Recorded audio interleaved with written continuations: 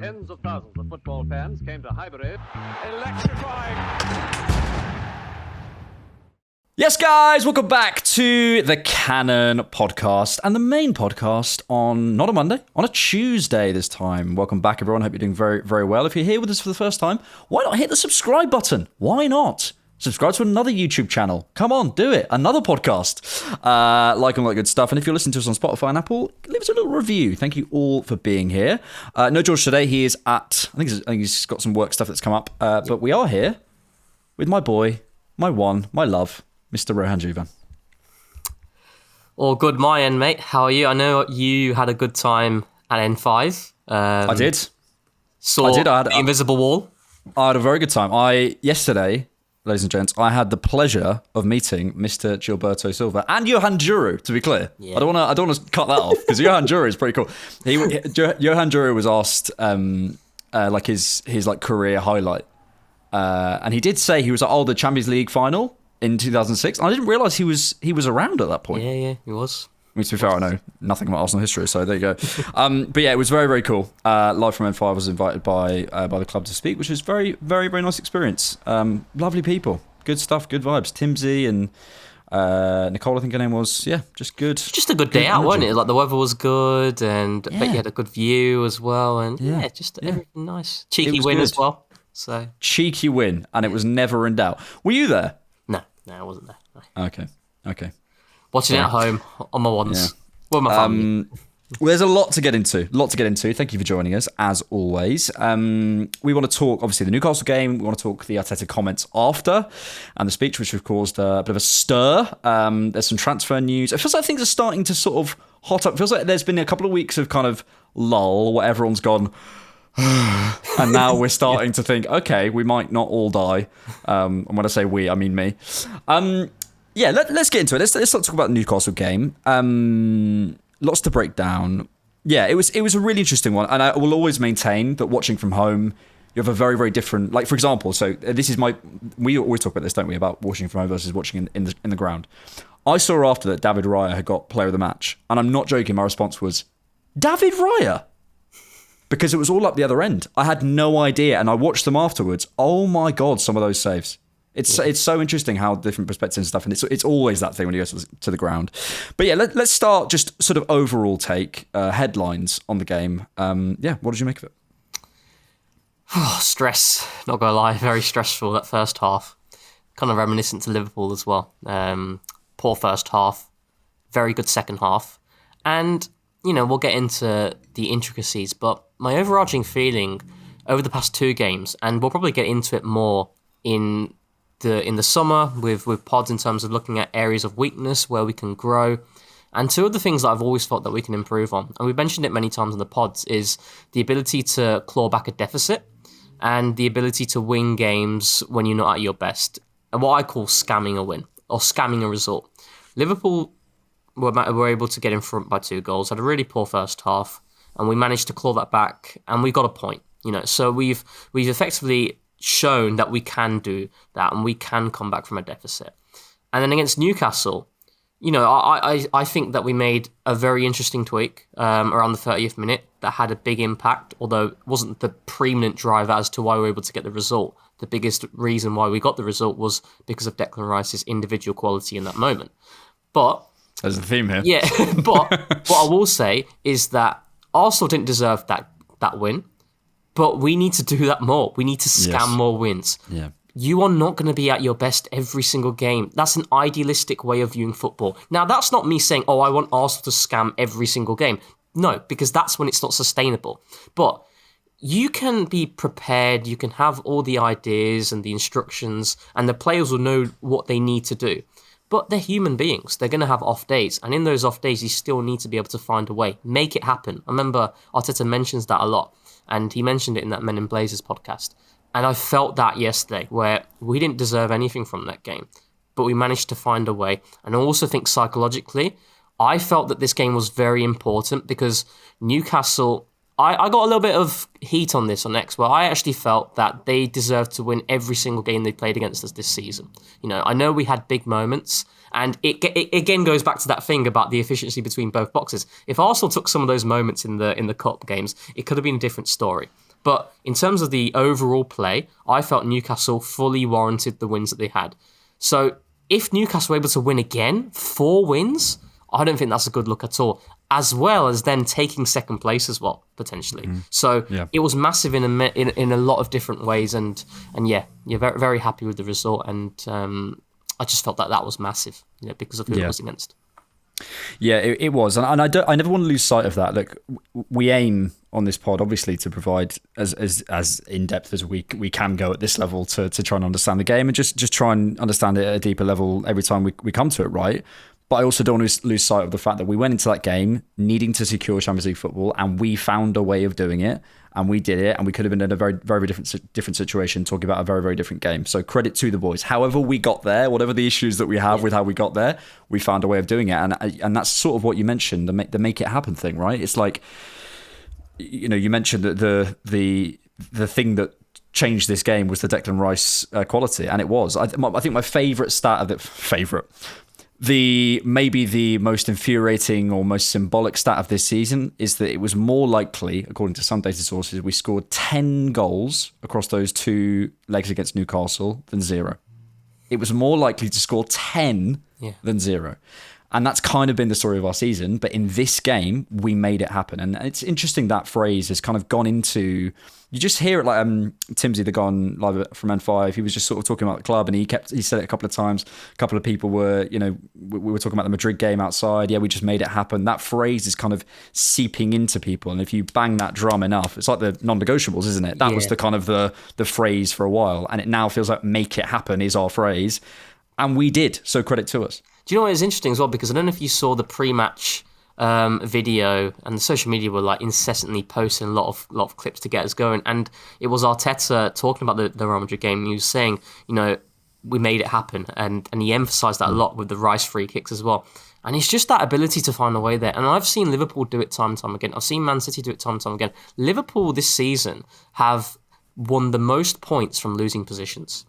That's gives you a very good idea of why they are champions as well. And the title winners won. That tells you. Yeah. It gives you a very good idea. And that shows where Liverpool have thoroughly deserved to win the league. But they have not been at their best every single game. But they've found a way, and they've made it happen. And that's why I think it's very important that we are able to do that in moments. It's not something you want to do consistently, because that's when it's an overarching problem where, okay, there's something a lot deeper here.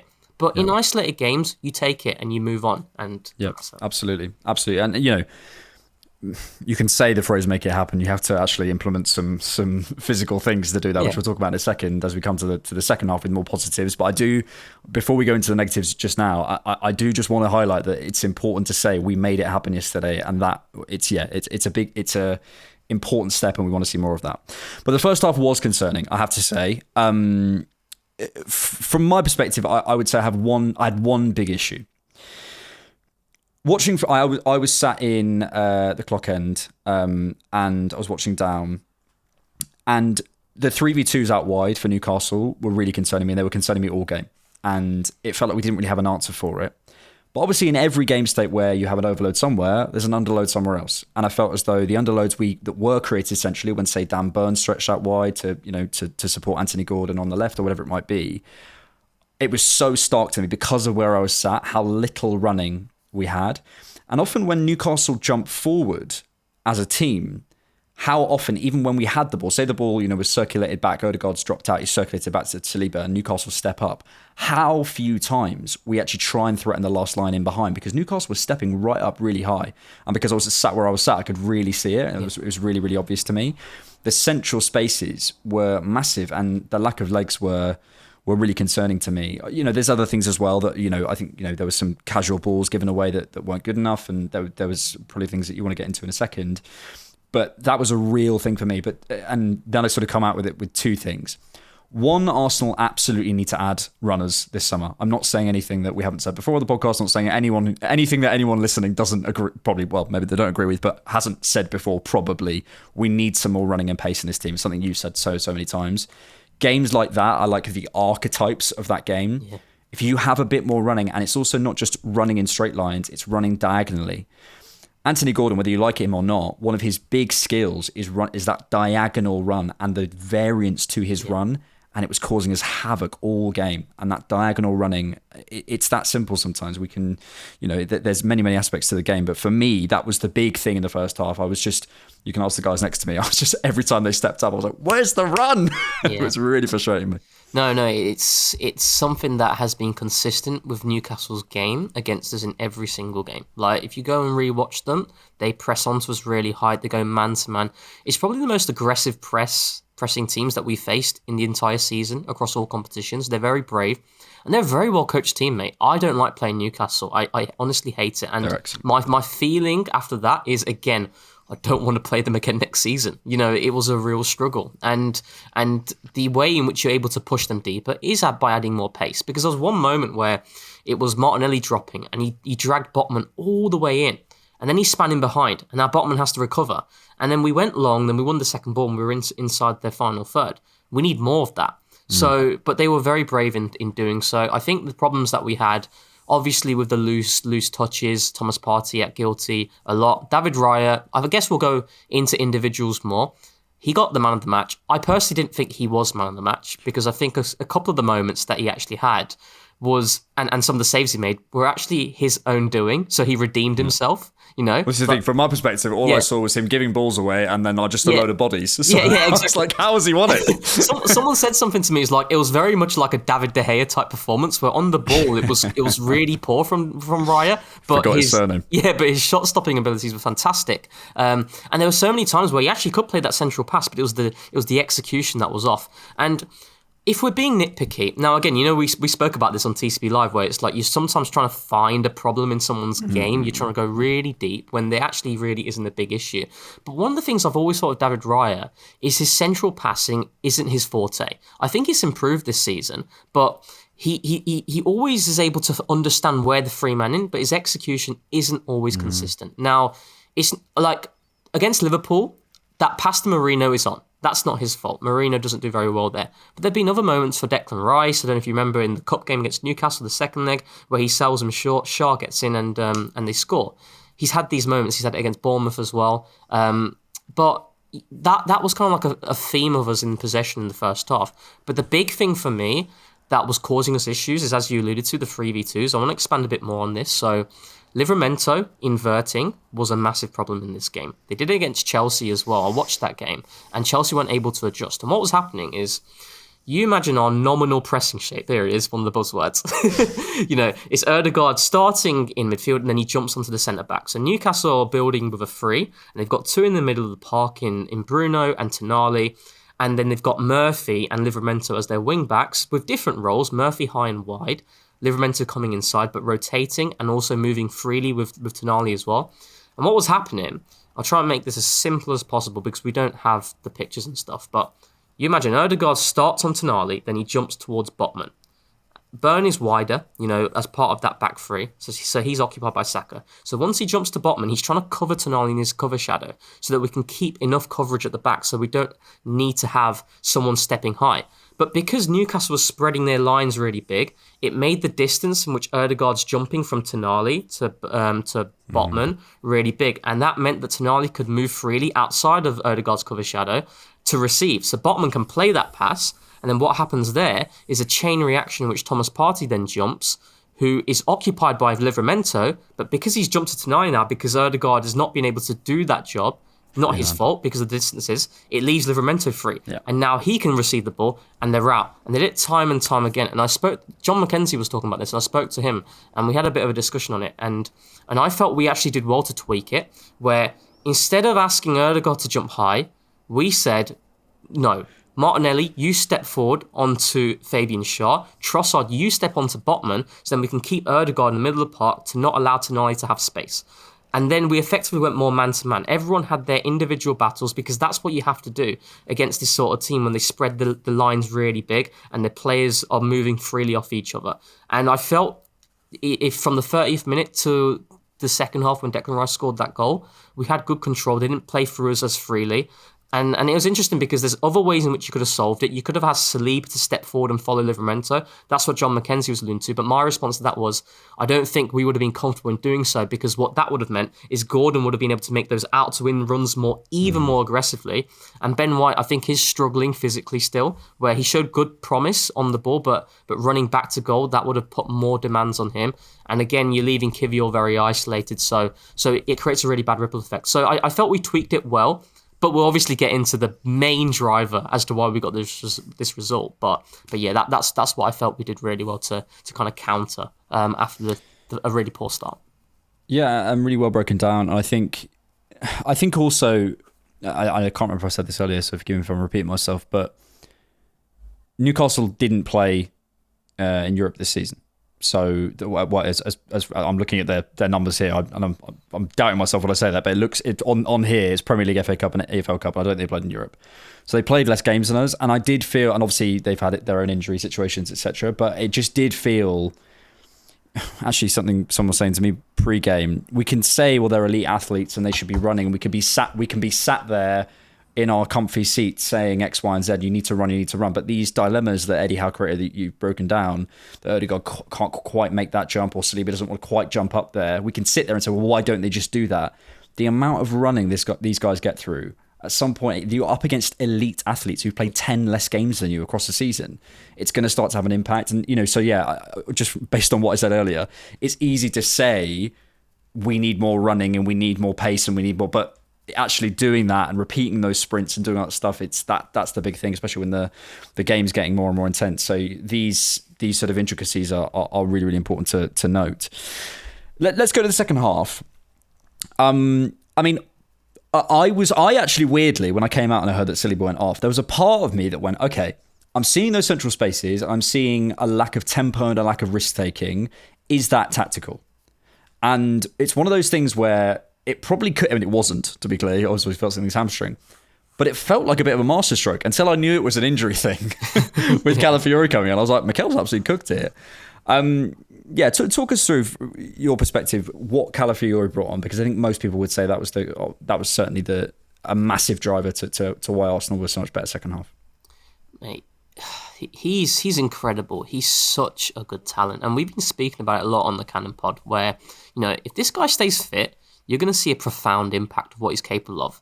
And I feel like with Calafiori is you've got someone there who is not afraid of anything. He is very much a lock picker. He will always try and find solutions, whether it's making a run, whether it's carrying, whether it's using his weaker right foot, which, by the way, is so good. And when a defender is able to use both feet so freely, it opens up the whole pitch. And that's what Calafiori was doing. And it wasn't anything like extravagant, but it was small little things in terms of where to occupy, what spaces to occupy, where to run.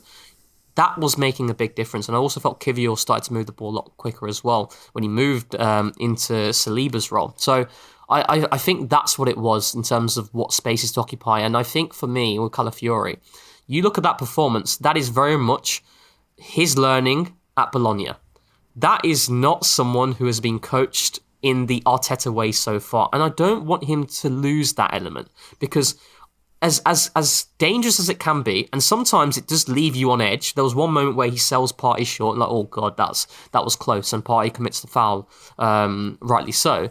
But that unpredictability, that capricious-like nature is something that is something that really, really helps in these sorts of games where you need answers. And again, it wasn't the biggest driver as to why we won this game, but I felt that impact was massive. And for me, that is an Arsene Wenger type player. I don't know if you feel like Arsene Wenger would love a Calafiori, because his entire ethos, his entire culture was based around possession, but with profound emphasis on progression.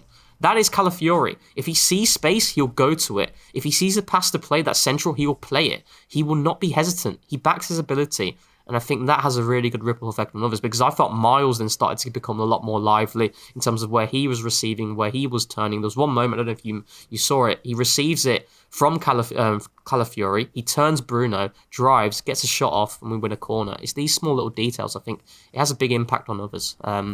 Great cameo, so yeah. It was terrific. And I think one of the big things for me with Calafiori, I was just looking up his numbers, and they're not massively impressive, but this sort of stuff doesn't show the numbers as well. You've always got to marry it with the eye test.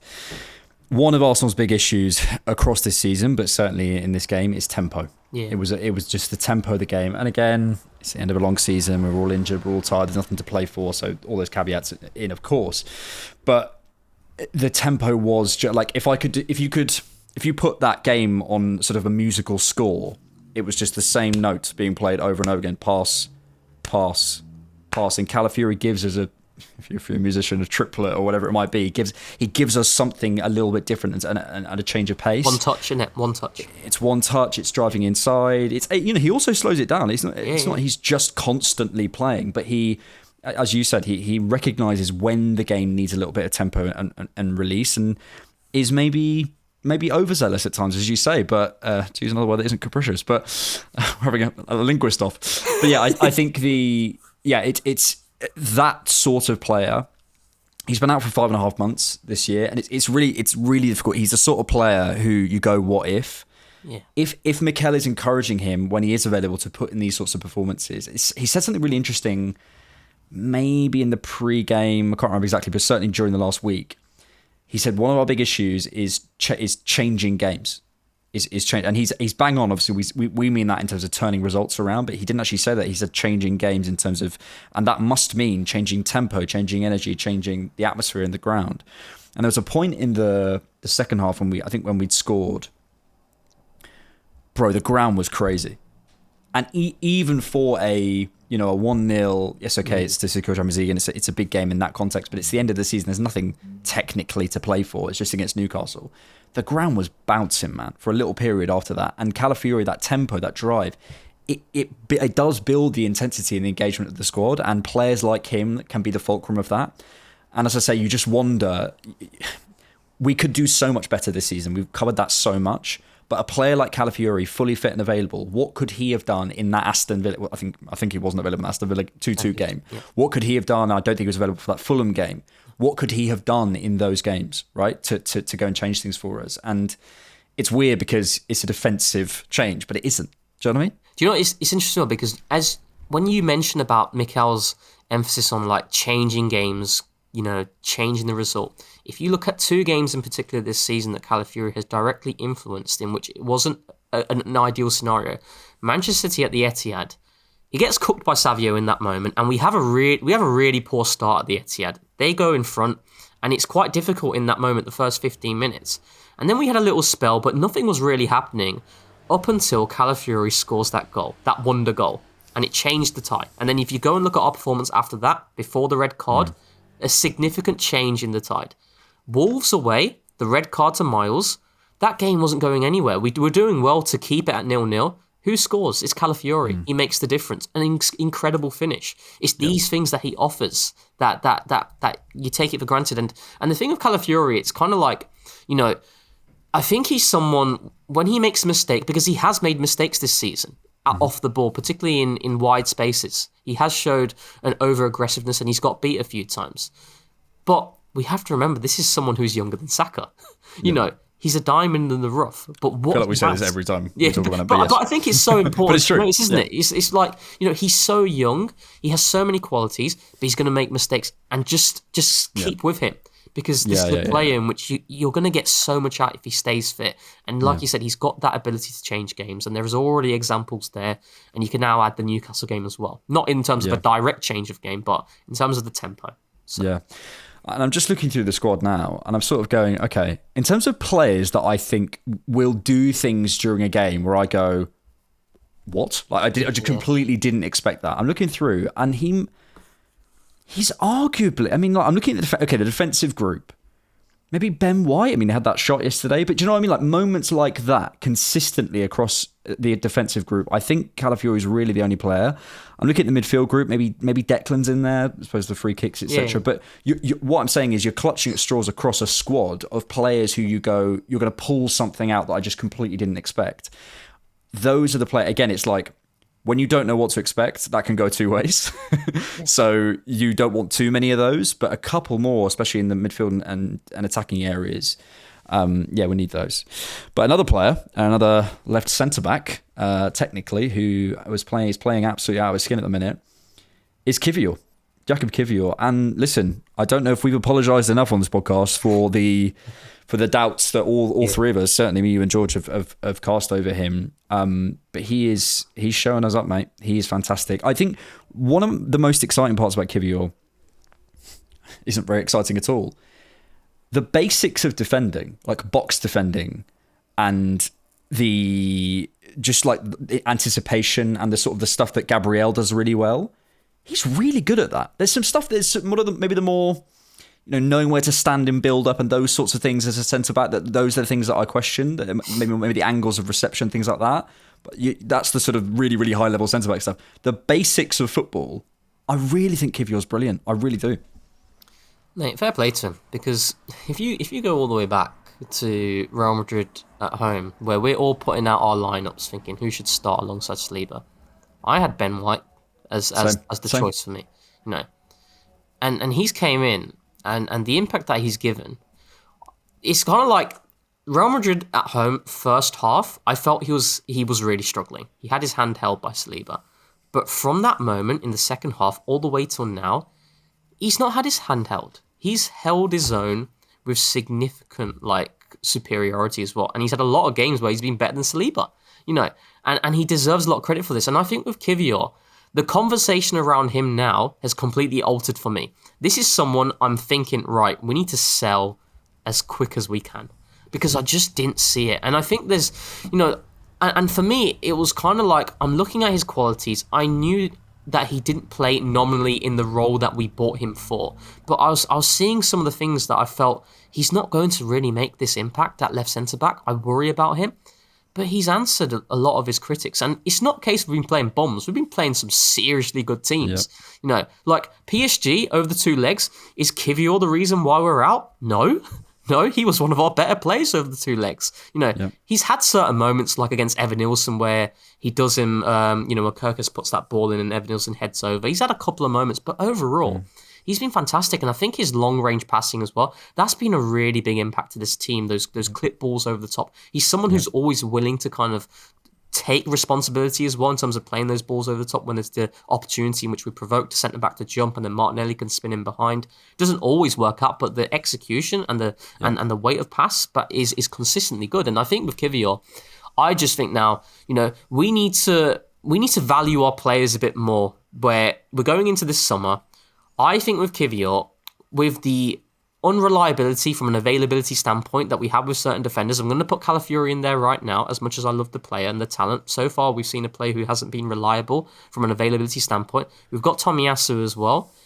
This is someone who's always available. He showed what he's capable of doing when he's been given a run of games in his position that he prefers. I want some decent money for him if we are going to sell. I'm looking at him as someone, we build the team. Well, we have him in the squad come next season. If a big offer comes in, I'm talking plus 35, 40 million. That's how much I value it now. We should be keeping him because he can still add a lot of quality. So, yeah, fair play to him. He's changed the conversation for me now around it. So absolutely. And just to kind of add some numbers to the stuff I was saying earlier. In terms of aerials lost, he's in the 96th percentile. In terms of, where was it? A percentage of dribblers tackled, he's in the 88th percentile. In terms of, he's got a lot of really good numbers in terms of shot creating actions, by the way, but he's got, in terms of passes blocked, he's in the 99th percentile, through balls. He's got some really, really good numbers, but a lot of those are kind of, passes blocked, interceptions. I think the more, I don't want to say simple because it's not simple, old-fashioned? but the classics, classic defending. He is actually really good at it, and he can play both sides. And has consistently played both sides. We talk all the time about so and so could play here or there, or what about his versatility?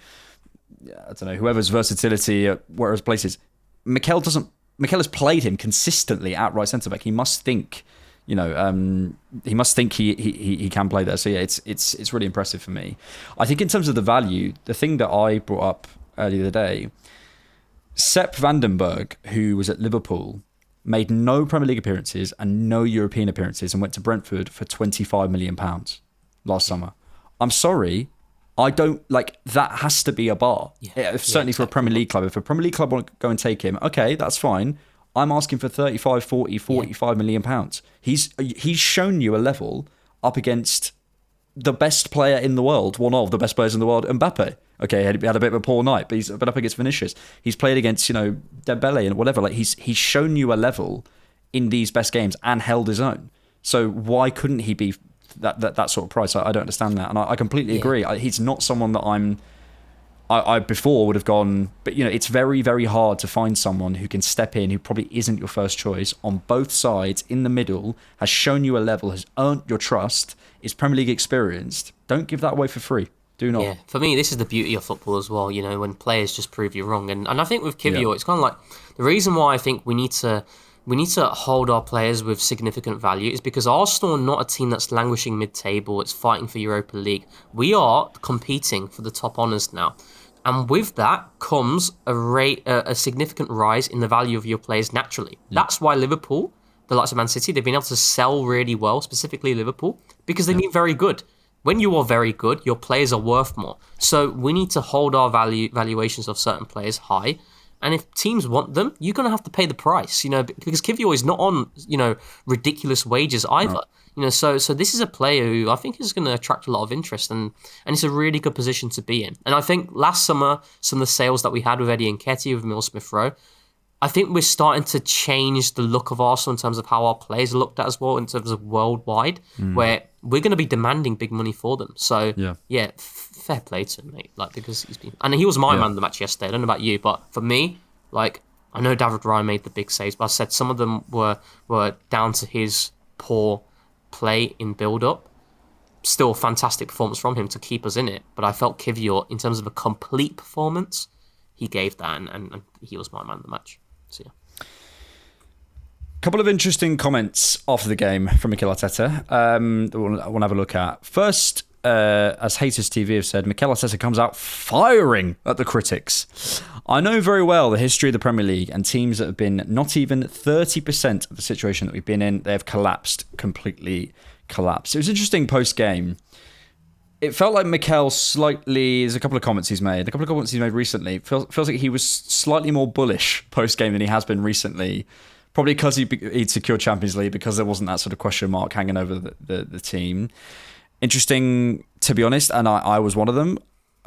I wasn't massively interested in his part of state, but I wasn't massively interested in his post-match speech. I think a lot of people left, and honestly, fair play. It was an interesting atmosphere post game, and I think a lot of things he said have been pretty under the microscope. What did you make of that comment? That specific comment about the sort of 30%. It's really difficult, because it's like, how do you actually account for that? How do you compare injury situations with other teams, and who is he referring to? I'm not quite sure. But yeah, it was interesting. It's probably the most explicit he's been, essentially, and he even says at the end of that quote something along the lines of, even if people don't want to accept it. It's quite bullish for Mikel. He's not normally like that. Yeah, I think in terms of, there's digs there at Spurs and Man United in terms of where they are, for sure. But I just think this season, when we're talking about the biggest issues that we've had, the injuries for me have been significant, and it's the reason why we've not been able to get closer. Now, I think had we have been healthy,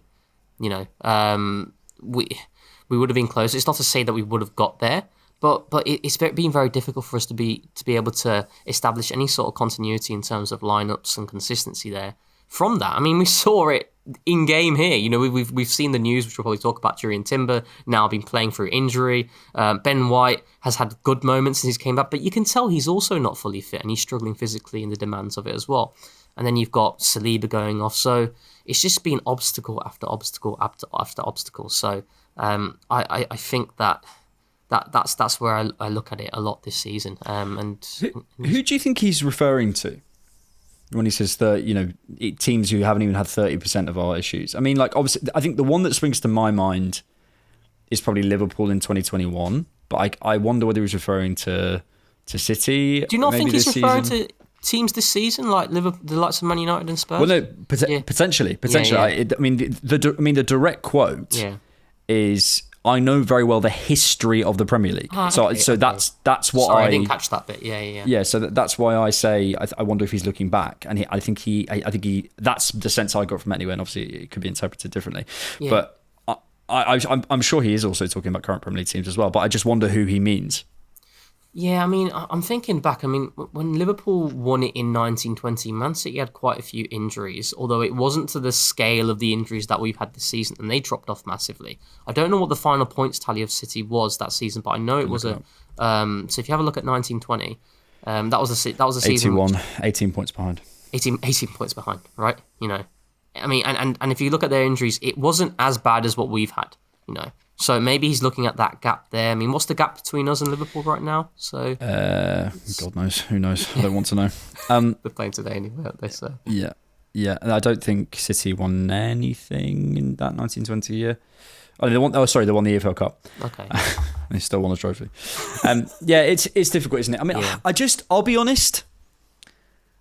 I'm really curious about who he means, because I think it's hard to compare injuries, and I don't really know how to take that quote, because it sounds like he's comparing it, and I'd love to know who he means, because you could have, you know, two players for two different, you know, say, I don't know, Liverpool and City, I don't know, let's say Van Dijk and Diaz, who are injured for the same time, at the same place, in the same period of the season, and two rival fans will say, yeah, but he's more important than he is, and actually that had an impact on that. It's very, very hard to compare injuries. Exactly.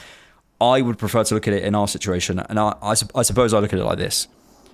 I ask any Arsenal fan who's like, oh, he's just making excuses that you can't use injuries or whatever.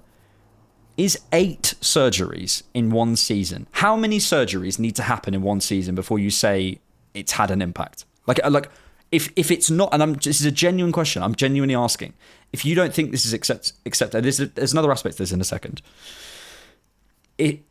If you don't think it's acceptable to look at injuries in terms of how we analyse the season because we should have done better, whatever, fair enough. But like, where does it come? Jurriën Timber today, we found out he's been playing through pain. Like, and I think I'm right in saying Jakub Kiwior is the only player that might be Trossard, but I think even Trossard missed a few games. I think Partey missed a few games. Trossard missed a few games. Yeah, he did. I think I'm right in saying, and someone can check me on this, that Kiwior is the only outfield player at Arsenal who did not miss a single game this season. At what point can we say that's been a massive factor? If it's not, then tell me, is it the whole team is out for the whole season? Like, is that what it is? So for me, I'd much prefer to look at us and ask, you know, basically say within ourselves, we know what the impact of a Bukayo Saka out for as long as he was is. We know what how important Kai Havertz is. Rival fans aren't going to know that, and fair enough. You know, people aren't watching, and I think what Mikel's sort of saying, even though people don't want to accept it, we know, who understand this team, what the real impact of a Gabriel being out in the you know, the PSG games, for example, is. We know what that is. So I'd prefer to focus on that, and that's why I don't love the comment, to be totally honest, from Mikel. It just feels a little bit, I don't know, especially when you're not going to be specific. It just, for me, I don't know. I didn't love it, to be honest. Yeah, it's interesting, but I think also to kind of look at this a little bit further as well and expand on it. This is where I also think that, you know, so it feels like next season is make or break for this entire project, right? And it's like, all right, no excuses. We can't have any context. You know, we've got to win one of the big ones. Don't care about anything whatsoever. But I'm sorry, if Arsenal have an injury situation that we've seen this season happen into next season, that is context. Now it's certainly different context in terms of I'd then start looking at it a bit more of like, okay, why is this still happening now? Yeah. We've had a second season now in which these injuries have been here. I'm no medical expert, but I want to ask that question. You know, I want to see like, okay, surely this is a bit strange, right?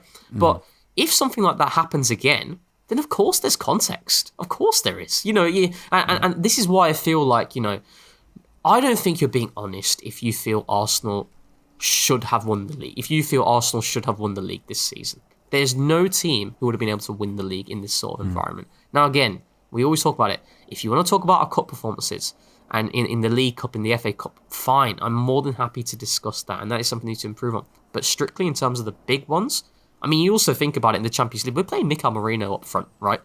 You know, a player who has never played a centre forward before. You know, and we've also got other injuries to our key centre back, lots of Gabriel, and we can't change the game either. That's another thing. Look at the subs bench in those PSG games, man. Exactly, mate. Exactly. You know, you can't change things. So there's always context, and there's things that have prevented us from being able to get closer to our goals.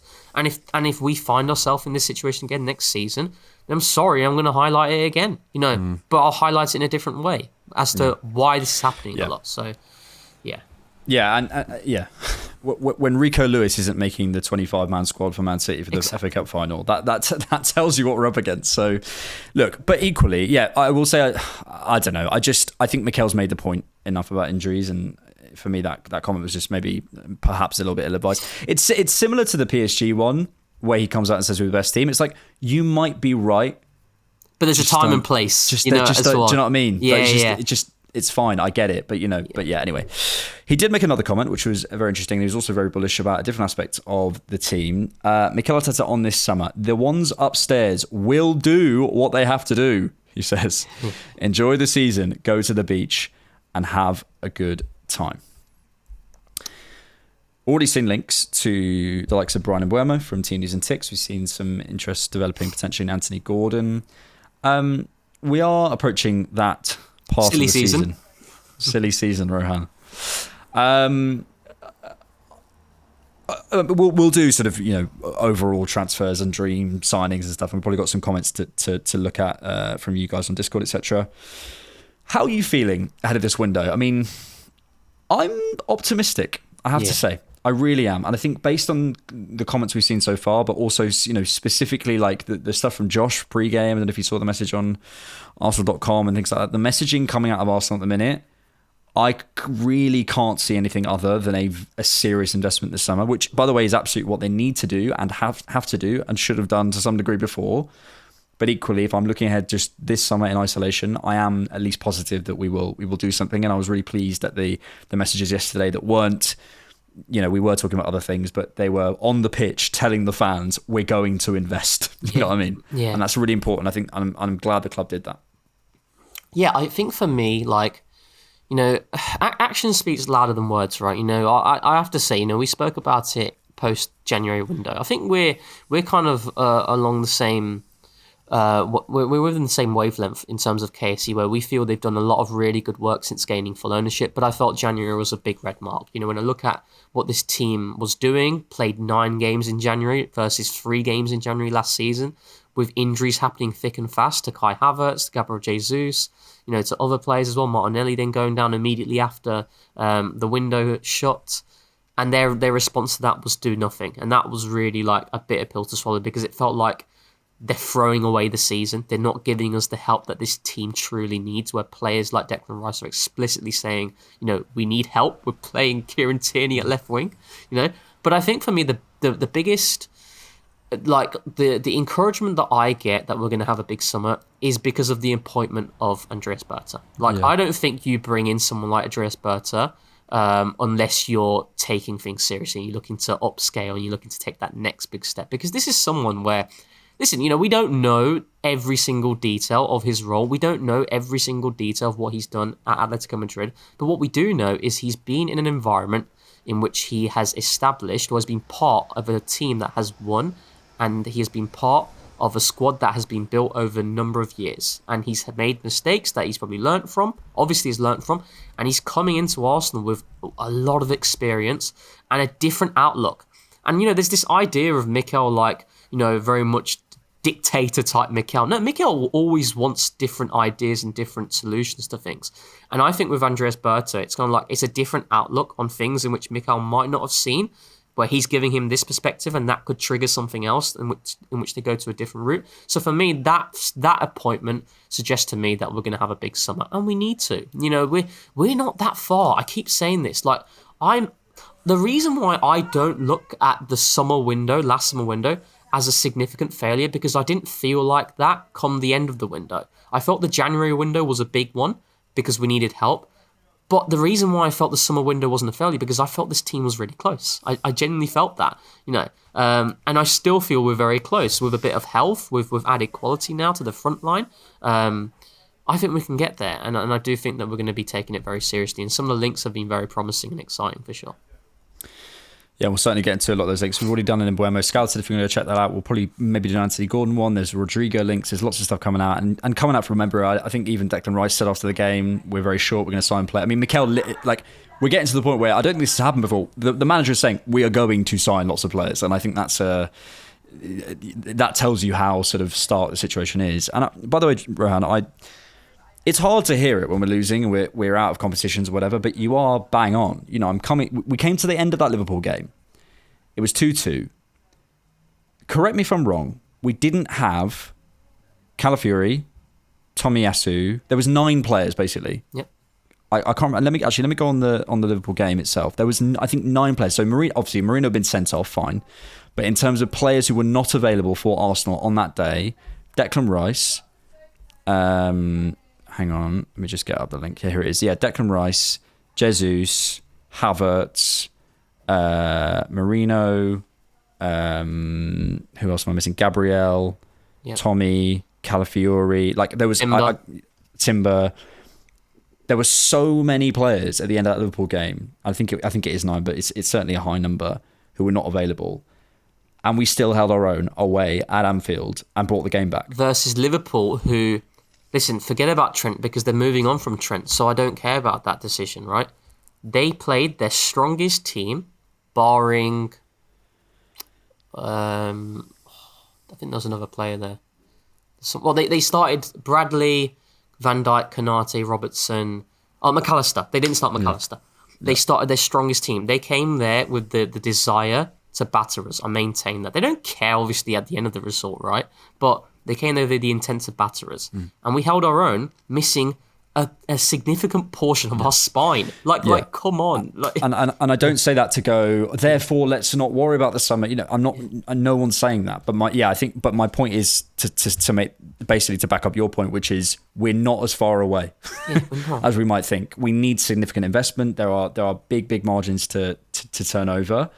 But yeah, I think this idea that we need to completely overhaul the squad, I do agree, is and then that's the question of who we go and get, and that will be obviously the thing over the summer. We've probably got loads of questions about that. So I think let's move on to, actually, well, before we move on to the questions, there's a couple of little bits of news maybe that just to cover, most specifically around the news about Max Dowman. Max Dowman is, according to John Cross, going to be in the first team from next season. This was an exclusive out a little bit earlier on today. First and foremost, obviously, we need to wait and see if this is true, but it was given as pretty concrete information. A 15-year-old in this situation, incredible. And congratulations to him, and congratulations to his family, congratulations to everyone around him, because that is an incredible achievement. I've seen a bit of him, obviously, you know, the comps that everyone's seen. I'm not going to sit here and say what he is. But in terms of the impact on the squad building, for me, this does impact things on a player like Vieira. Yes, I agree. Yeah. I don't see how we're going to sign... We're going to promote Max, we're going to keep Erdegaard, we're going to keep Waneri, and we're going to keep Vieira, and we're going to sign a creative midfielder. Or all 5 of those things happen at the same time. Maybe 4 of them happen, but I can't see all 5 of them happening. How do you feel about that, just from a perspective of squad building? And obviously, maybe we can talk about him as a player another time. I'll be honest, I don't know how to feel about it being a 15-year-old, to be honest. Yeah. You know, like, that's why I think pre-season's great, like, because it's a great opportunity to just see him. There's not going to be the intensity there because you know, teams will be coming back from the summer break and stuff. So it's a really good opportunity to bed someone in there. Whereas I think, you know, putting him in an environment in which it's highly intense, I don't know if that's good for a 15-year-old. You know, like, I think he's just started doing GCSEs, you know, like... He's still at school, yeah. You know, and I've watched one game. It was the Man United game in the Cup, and I'll be honest, like, it's a freak talent. Like, some of the things he was doing there, I was like, what? This is absurd. Like, how is he doing this? You know, the way he's turning players, tight spaces, the dribbling, the carrying, everything. But I think the club, like, it feels like every single player... Whenever Max Dowman is referenced, they're like, "Oh yeah, he's good." Like, you know, this is like a freak. But yeah, I think this is more of like an implication to Fabio Vieira as opposed to Max Dowman breaking through next season. I don't see that happening, but I certainly see an opportunity where if we're playing against lesser opposition in the Cups, him getting some minutes, you know, from the bench and having some form of impact, and I think in the following season. That's where maybe it starts to go up a notch if his development continues to go linearly. So yeah. And he can't even go on loan. It's too young. Yeah, exactly. Yeah, it's an interesting one. Yeah, on a personal level, as I say, congratulations to him and to his family and stuff. It's an absolutely incredible achievement, but it is concerning, to be honest. And I have to say, I hope he's been looked after. I've always felt, and people can go back and check my previous on this. I've always said it does concern me. It does concern me he's a child in that environment, and so I hope whoever's responsible for that is taking that incredibly seriously. But equally, there are talents sometimes that come through that are just ready, and maybe he is mentally prepared for that and all those sorts of things. So I don't know the situation. I don't want to comment too hard, but I do. For me, my mind goes to Vieira. That's for me, with the information on Max Dowman. That's where my mind goes, and I think that tells you something. If you're promoting someone to the first team at that age, you're not doing it because you want them to hang around. You're doing it because you want them involved. You wouldn't. Why would you bother? You should just keep them playing minutes elsewhere. Maybe it's also just to show him the pathway is there for you if you keep growing. Like pre-season, he might not even play a single minute. He might, even though it's low-intensity games, it might just be a case of, right, we're bringing you here. You can be around the first team. You can be around the training in this, prior to the kickoff of the new season. This is just to give you an indication of how highly you rate the talent, because I don't believe this is something normal for a 15-year-old to even be able to go on a tour, for Arsenal. So, yeah, I'm sure there's all sorts of legal complications. But you say that. He's been he was at the Dubai camp and all those sorts of things, and he's been training with the first team for a long time. So for me, this is all based off a report, but if this is true, you feel like it's going to come with minutes and someone misses out. So I think it's probably biggest implications for Vieira. But look, we'll see how he gets on the preseason tour. Congratulations again to him. I hope he's being looked after, and I hope he's mentally ready for this, because this is a huge thing. But equally, it's also exciting as well. So we'll see on that one. Let's get to some questions. Thank you all for getting your questions in. Remember, you can get priority access to questions if you are a Discord member. And if you're a Discord member, you're also a Patreon or YouTube member. And what do you get, Rohan? If you're a Patreon or YouTube member, you're good at this now. You get so much content. Ad-free main pods, you've got youth pods, you've got Scouted, you've got ad-free TCP Live, you've got rewatches, just everything. And in the summer, it's just...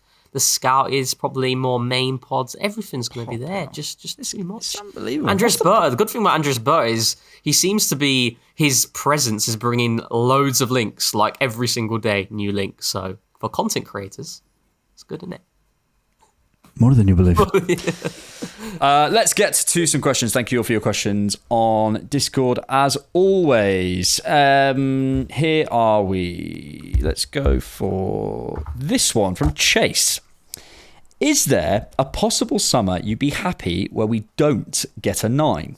If we go big at left wing, sign good depth at all the likes spots, but trot Havertz out for 90 minutes a week, how are you feeling? Not good.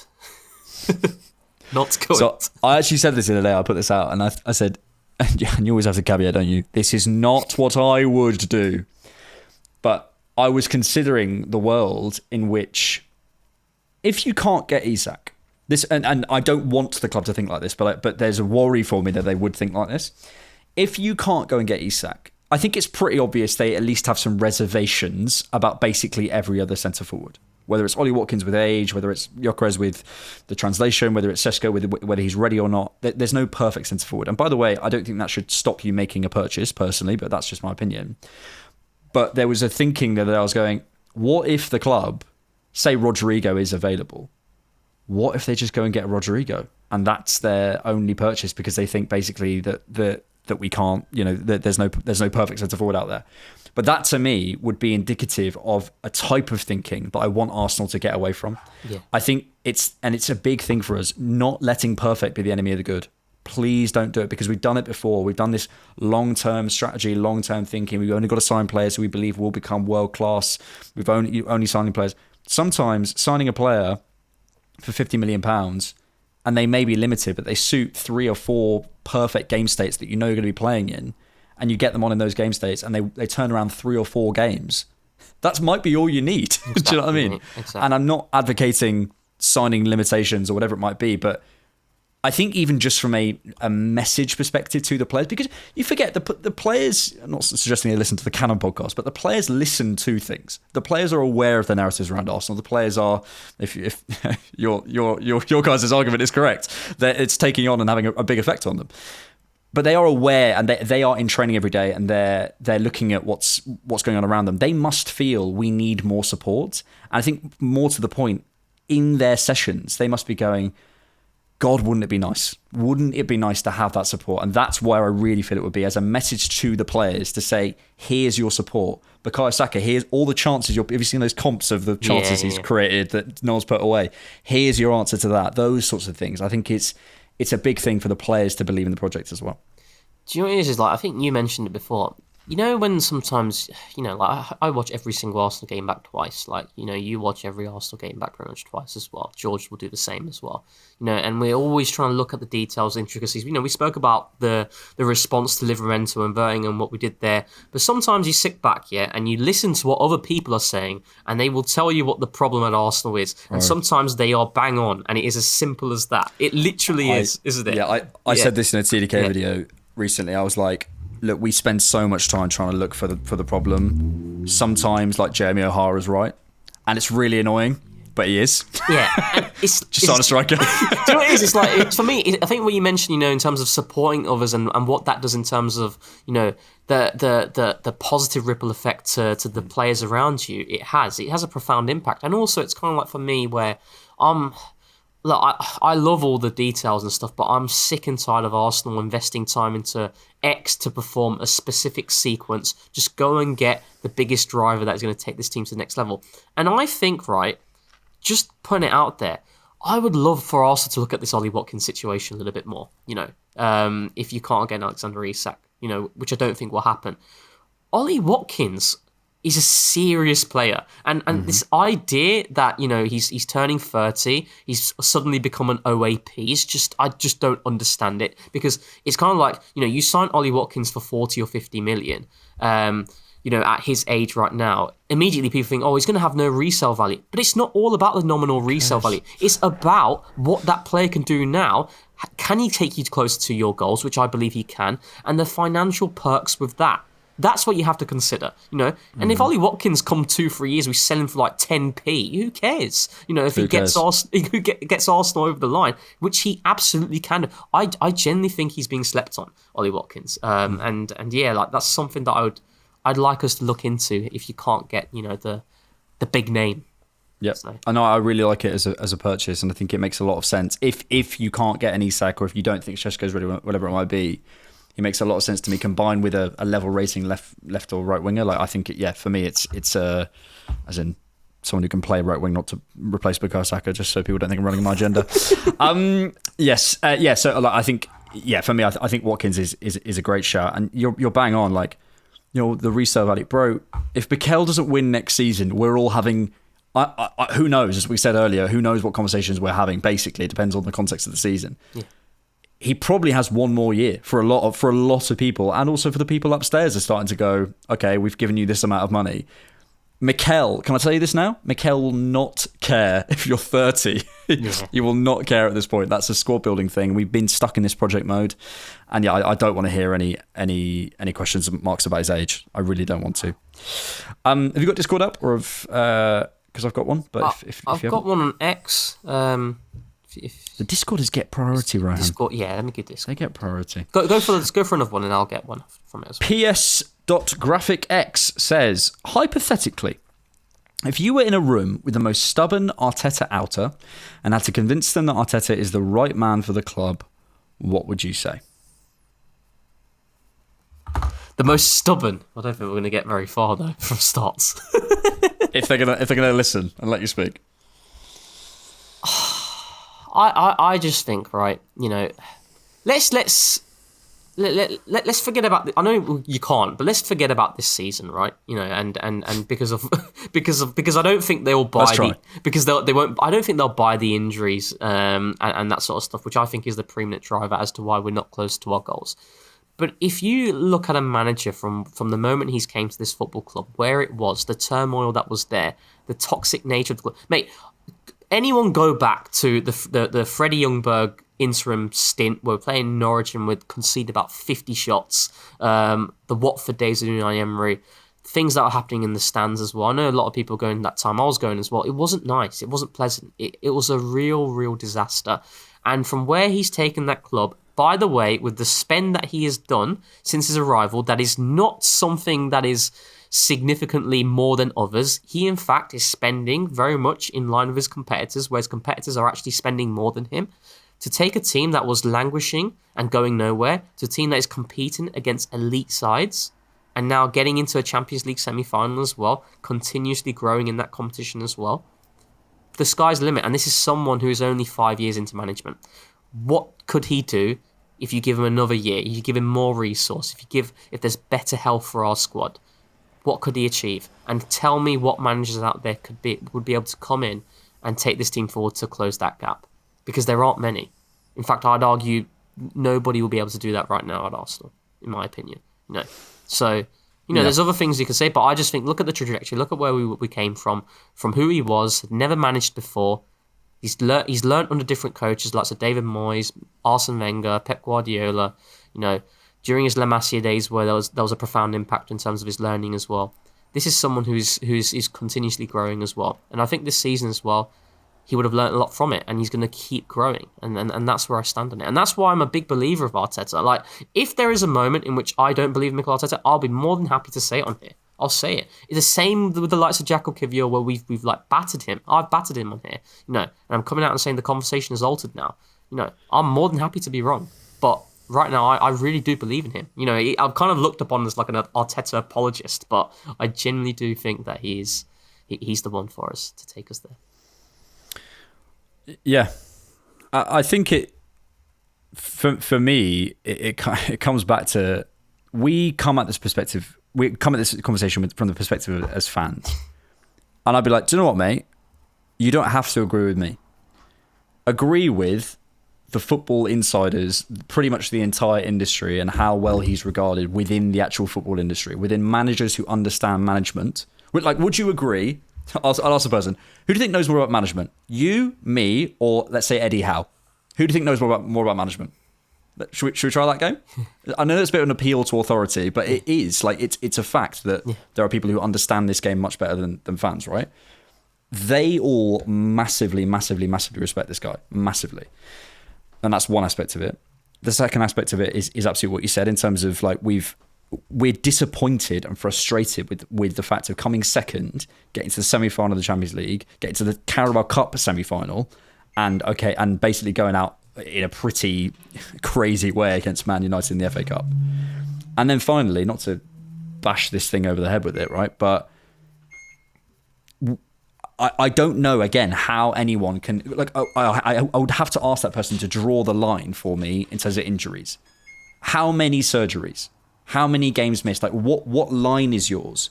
And no one could tell me, actually, I need 15 surgeries before I allow it. No, you all know it. And even the Arteta apologists, if we want to put it in inverted commas like that, they're saying that's the reason. So would you not want to give it one more year just to see if that was the reason or not, considering you're this close?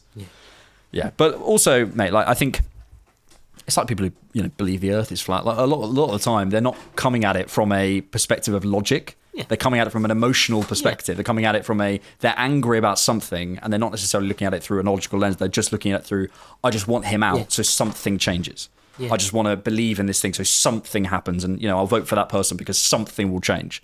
It's not actually necessarily based on the facts. And ultimately, Mikel hasn't delivered. So I do get it. And until it goes there, I'm very curious about what happens, in my opinion, when he wins a major trophy. I'm very curious. Because I wonder what the bash over the head will be. It will just be it's only one. I think the narrative completely flips once he wins something. But you've got to get over that hurdle. Like right now, you have a lot of the... Now, at the end of the day, you see what's out there in the media across different platforms, and some of the things that people say will trigger you. And it has annoyed me at times as well. But until we prove them wrong with something there, and this is my going, thing, isn't it? So, and that's... And do you know what? This is why I don't really react to it on X. Some people do. They like to. They do bite at it. But the reality is like I can understand it from that perspective as well, because we haven't won something. So that's why I don't really get overly involved in some of the discourse and like, oh, this is unacceptable that they put this out and stuff. It's like, we got to win, So we have to win, and like, as much as as much as me, we've got a lot of time for this manager. But I'm always someone where I'm not going to belittle someone else for the opinion they hold, and I'm not going to hold against them in terms of them viewing it as, a failure, that the project is where it is with how much he has spent and, not winning a major honour yet. Arne Slot coming in straight away, not spending basically anything at all in the summer window. Chiesa and a goalkeeper that went on loan and winning it straight away. These are not really good optics there. But that's going to keep happening until you win something, irrespective of the context, and that's the reality, So I agree. And if you have full focus and belief in what you're going to do, you can just allow people to be wrong. Like, it's okay. Like, and I because I fully believe, because of my full conviction that get the full squad available, we will win something, and invest in the forward areas, and we will win something. It's okay. People will, ultimately, as you say, we haven't won anything. And this is why it does frustrate me when Mikel says things like after the PSG game, whatever. It's like, mate, you're probably right, but why bother engaging? It's like, there's no point engaging in that debate, because it's, if you believe in what you're doing, you don't need to convince other people. It will just speak for itself. So the final thing on this, before I've got a question as well from Discord, is that if Arsenal next season have similar levels of luck with health that Liverpool have had this season, and we don't win anything, not one of the majors, conversation should be had. Should be had. For sure. That's the contact. That's where I'd say, okay, this is something needs to be answered here, right? Because because Liverpool have had a lot of good fortune with the health. I don't care what anyone says, and they've maximised it. They've taken it with both hands, and fair play to them. So if we find ourselves in that situation and we don't win something, by the way, I think we absolutely do win something big if we're able to do that, if able to have that, then we have a conversation. Yep. From Alejandro AFC, an interesting one. Is a Gordon, Watkins, and Mbeumo, Zubimendi, Lucien Agume, I'm guessing that one is. Yep. Hato and Garcia a win now window. Gordon, Watkins, and Mbeumo. Yeah. Do you know what? I mean yes. I think so. I don't know who's leaving. I'll be honest though, right? Do you remember we did a TCP live before about our priorities, and I think right centre back, right back, I think is right up there with especially with what we've seen with Jurriën Timber now as well, and Tomiyasu's absence and Ben White I think is struggling physically still, which is very understandable. But yeah, I wonder if it's a prospect purchase. That would make a lot of sense to me with a high upside, because basically you don't leave yourself short, and you make sure of numbers, but you could move somebody on, and then you're not relying on Timber or Tomiyasu. You can give them the time to recover if they need it. I mean, I look at the right side of the defence and I say, okay, Kivior can cover there, Saliba can cover there. In theory, Calafiori could cover there. Timber, Tomiyasu, Ben White. Like, in theory, we do have numbers, but it's all in theory. And we're there's a lot of if. So I do agree with you that I think maybe one purchase there, but it makes sense to me to not be an established player. To be honest, Dean Huijsen would have made some sense just because of the talent, but then I think that would have facilitated a sale, to be honest, because that you can't stop that talent. For me, Alex, I know we'll probably talk about this more, but if links intensify, the same can be said about Mbeumo as well, and this is why I don't really see a lot of truth in this. I don't know if you might agree to this, but I think with Mbeumo as well, it's kind of like, unless you are moving Bukayo Saka either inside or left wing, let's say. So you're saying? I do not see a world in which this happens personally, because it's an interesting debate here, because it's kind of like fans. The moment you say something like that, fans will come and say, "Oh, this guy doesn't know about depth." But also, you have to look at it from a player's perspective. Bryan Mbeumo starts for every single team at right wing outside of Liverpool and Arsenal. So he is not an idiot. He will also see his options, and you also see where he's going to play his most football. And right now, looking at Arsenal, I don't see Bukayo Saka moving inside. As much as I'd like that idea, Martin Odegaard is going to have a significant impact next season in terms of from Mikel's viewpoint. He is. That's the captain. There's no indication from us that something's going to change there. People going on about Pepe and Saka comps that came against Sheffield United away in lockdown, that has no relevance to this right now. I'm sorry. As much as it was nice to see. So I don't see something like that happening. It's kind of similar with the Dean Howson one as well, where Dean Howson's going to start at Real Madrid. I'm adamant on that. He's going to start there. He wouldn't have started at Arsenal. So from a player's point of view, as good as he is and as exciting as he is, why would he come here? And I say the same about Brian Mbeumo. Why would he come here? Because he's got options, and that's where I stand on it as well. So, yeah, I think for me, Howson would have meant a sale, and I don't know who. Honestly, he would have started, and actually, when George and I did the scout, he spoke about the fullback versatility, and I could actually see that as well. So I don't know how that would have shaken out. But yeah, it's a weird one, isn't it? Because you're right. Like, even the Joan Garcia thing. Yeah. If Aston Villa are looking to move on Emi Martinez, there's nothing Arsenal can do. So we can get angry at Arsenal, but we have a player in that position. We already have a player, so it's hard. So for me, the right centre back, right back thing might make sense with a kind of who was that guy that City signed, that Brazilian bloke, Reis. Vitor Reis. Yeah, Vitor Reis. Yeah. Something like, from that sort of signing where it's a bit, he's not going to come in and play every minute, but it's a bit of a punt and obviously a highly rated talent, etc. Something like that would make some sense to me. But in terms of to answer the question, certainly a win now. Yeah, it's great. It's great. I mean, we've brought in 3 quality forwards. Forget about the intricacy stuff. You've got 3 on paper forwards that bolster our options significantly. So, for sure. Let's move over to the dreaded website. Let's go from this from Will Balsam. Will, who does our youth pods on the other side, which you can get access to on Patreon. Does the inclusion of Max next season and the addition of Zubimendi guarantee a shift towards the usage of a true number 10 moving forward? Will we see Ethan there, potentially Saka too? I think this team is shaping up more towards... I do want to emphasise that.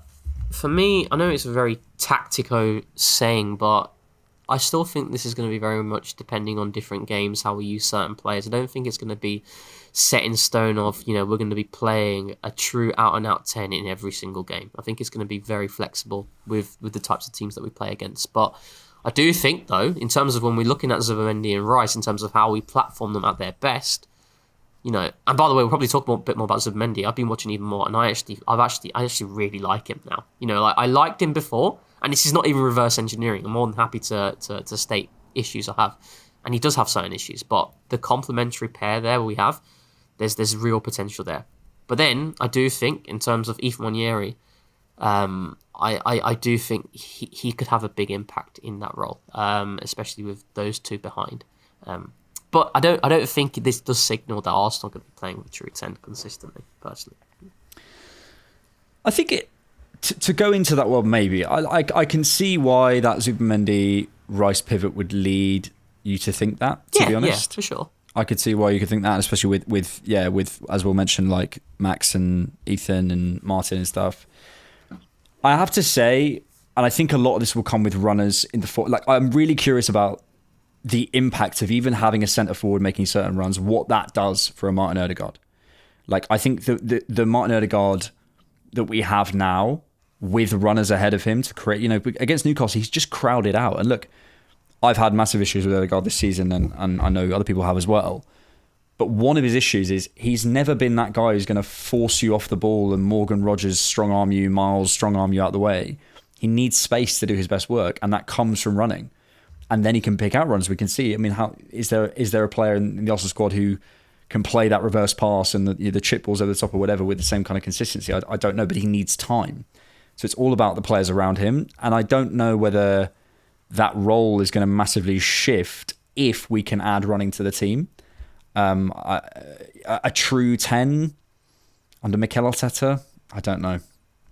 Depends on how you view a true 10. It depends what you mean. Because is it basically Odegaard's role a little bit more central, or is it? Yeah, it's hard to say. I mean, so I know we're going very tactical here. I don't want to go too tactical, but it's kind of like, normally we always have 2 players in the half space, irrespective. So we have effectively like 2 number 8s or 10s, whichever way you want to look at it.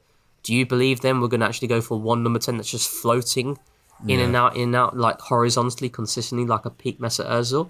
I don't think so. Or like a Cole Palmer, the way that he's used at Chelsea, I don't think so. Yeah. So it depends on how you view it. But I think maybe it's more a case of like, do we think we're going to have a midfielder in a role in which he's going to stay higher, not as much build-up responsibility, and we're going to keep feeding the ball into him in a specific area, and then he's going to pick out runners? Maybe so, So, but it all depends on how the squad shapes up in the forward line as well. So, as you mentioned. Yeah. Let's finish on this one from Tony Rigatoni, who says, Pep considers the Community Shield a trophy when it's convenient for him. Would 10 Community Shields equate to 1 FA Cup? Thanks, I'll hang up and listen. I think so. Do you not? 10 Community Shields is 1. I think 5 Community Shields is 1 FA Cup. Do you know what it is? It actually does annoy me why the Community Shield isn't looked upon as a trophy. I know, because... No, but it's the winners of the Premier League against the winners of the FA Super Cup Cup when we win it. but it's the winners of the Premier League against the winners of the FA Cup. Like, you're not playing some bombs, are you? And no, but it is only one game. I suppose like, how many games do you need to win the FA Cup? You go, what do you go? You go third. Well, if you're a decent team, you go third round, fourth round, fifth round. Is it fifth? Oh no, quarterfinal. Yeah, quarterfinal, semi-final, final, isn't there? Third, fourth, quarters, semi-final, isn't it? So was that something like whatever 6-7 games, something like that? You might be right. So maybe there might be a 5th round. I don't know. There's not a 6th round. But anyway, regardless of our lack of FA Cup knowledge, that's what 6-7 games. So maybe 6-7 Community Shield, or maybe it is 5 because likely the quality of opposition is better in the Community Shield. Maybe it's 4. Yeah. It's if you balance out the amount of games versus the quality of opposition. Maybe it's 4 Community Shields is 1 FA Cup. I think Community Shield should be recognised. I really do. I genuinely think when we win it, it's the English Super Do you know what though? That is true. Like, you know, like when you do lose it, even though we don't tend to lose them, when we're in the Community Shield, we win like all the time. Yeah.